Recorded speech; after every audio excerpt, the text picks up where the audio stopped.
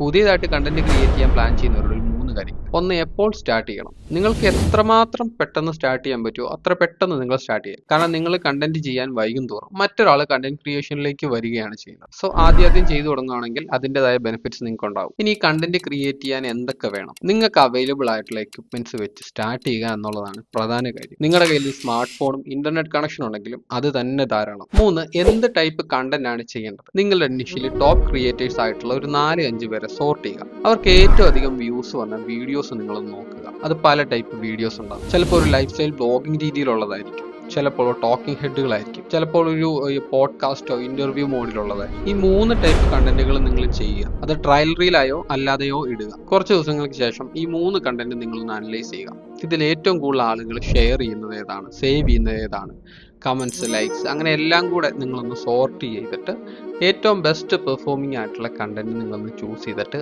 ആ type of content നിങ്ങൾ സ്ഥിരമായി ചെയ്യും. സോഷ്യൽ മീഡിയ എന്നത് ഒരു എൻലെസ് പോസിബിലിറ്റി ഉള്ള ഏരിയ ആണ്.